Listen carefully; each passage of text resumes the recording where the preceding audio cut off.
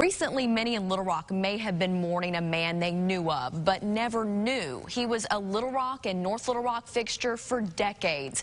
Bob has more on a man we all recognized and will notice he's no longer walking his city's streets. Last week, driving into work, I watched a man cross the street. He had a radio pushed up against his ear, old school transistor radio, no iPhone or earbuds. And it made me think, hey, I haven't seen a guy that I call Headphone Carl in some time. He's a homeless man who walks from one end of Little Rock to the other and back and forth, and he has for years.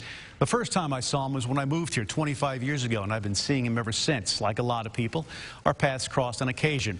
A day after thinking that, I opened up an email from my news director, simply saying, I think you could do a commentary on this. And there was Carl's picture next to his obituary.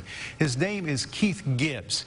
We covered a story about a homeless man recently who died. He was found between two concrete barriers, the interstate median.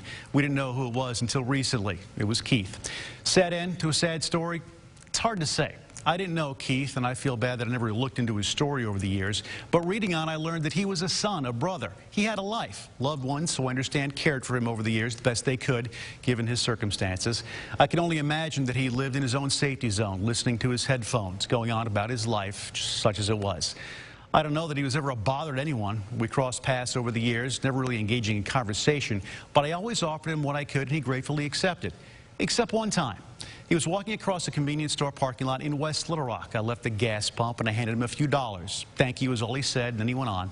Later on in the afternoon in downtown Little Rock, there he was again. And I'm pretty sure he didn't ride the bus, and I thought, my gosh, he walked all this way. I walked over to him, offered him a few more dollars, if for nothing else, an effort for his commute. He looked at me and he said, no thank you, smiled, and walked on. I like to think because he recognized me from earlier in the day and he wasn't going to take money from me twice in one day. That's what I'm going to keep thinking. I don't know what Keith was thinking between those headphones all those years, but think of this. He was a son, a brother, a nephew, uncle, and so on. He had a life, although it didn't resemble yours or mine. He had one. His family loved him. I'm sure he loved them the best he could. People have been saying that they were heartbroken, saying he died alone. By himself, yes, but alone, he was surrounded by his city, one he knew very well. People who knew who he was. They were all around him as well. He was next to maybe his best friend, a road that could take him wherever he wanted to go. As many times as I saw him, I can also honestly say that I never saw him ask for anything, nothing. He got a lot of help from his family, from everybody on his life's road, where he must have been comfortable, always on the move.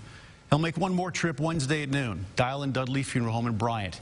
Please go to their website, read some of the messages there. They are heartwarming. I'm sure he'll fit right in on the next road he'll be walking, and for sure, he won't be alone.